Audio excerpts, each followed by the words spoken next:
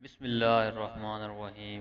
السلام علیکم دوستوں، آج کی ویڈیو میں ہم جانیں گے کہ بچہ ماں کے پیٹ میں کیسے بنتا ہے اور حمل ٹھہرنے کا عمل کیسے مکمل ہوتا ہے۔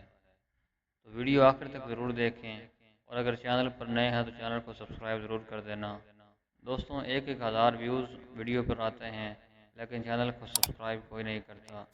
دوستوں، چینل کو سبسکرائب ضرور کر دیں تاکہ ہماری حوصلہ افزائی ہو اور ہم ایسی ویڈیو مزید بناتے رہیں ہیں۔ تو آئیے ویڈیو کو شروع کرتے ہیں۔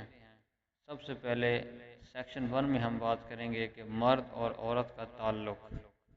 جب شوہر اور بیوی آپس میں تعلق قائم کرتے ہیں تو مرد کا پانی یعنی سپرم عورت کے جسم کے اندر جاتا ہے۔ یہ سپرم بہت زیادہ تعداد میں ہوتے ہیں، لیکن صرف ایک ہی سپرم عورت کے انڈے تک پہنچتا ہے۔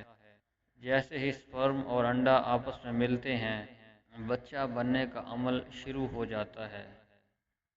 سیکشن 2 میں ہم بات کریں گے سیل کا تقسیم ہونا، یعنی سپرم اور انڈا ملنے کے بعد ایک نیا سیل بنتا ہے جسے زائگوٹ کہتے ہیں۔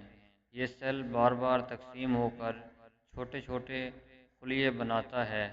تقریباً 4 دن بعد یہ ایک گیند کی شکل اختیار کر لیتا ہے جسے مورولا کہا جاتا ہے۔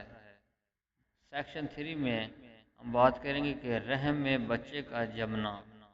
کچھ دن بعد یہی مورولا مزید تقسیم ہو کر بلاسٹوسسٹ بن جاتا ہے۔ یہ رحم کی دیوار سے چپک جاتا ہے اور پھر ماں کے جسم سے بچے کو خوراک اور آکسیجن ملنے لگتی ہے۔ اس وقت ماں کے جسم میں ایک ہارمون بنتا ہے جسے HCG کہتے ہیں۔ یہ ہارمون حمل کو قائم رکھنے میں مدد دیتا ہے۔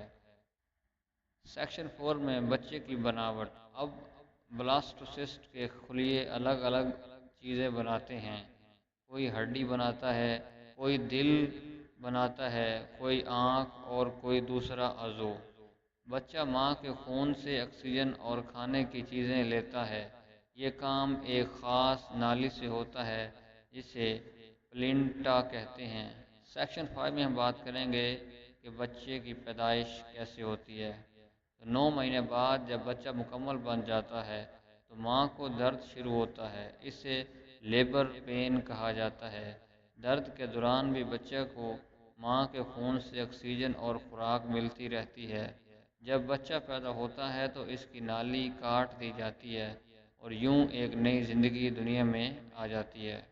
تو دوستوں، اللہ تعالیٰ کی یہ تخلیق کا عمل واقعی بہت ہی حیرت انگیز ہے۔ اگر آپ کو یہ معلومات اچھی لگی ہوں تو ویڈیو کو لائک کر دیں اور دوستوں کے ساتھ شیئر ضرور کر دینا، اور ہمارا چینل اس کو سبسکرائب کرنا مت بھولیے۔ شکریہ۔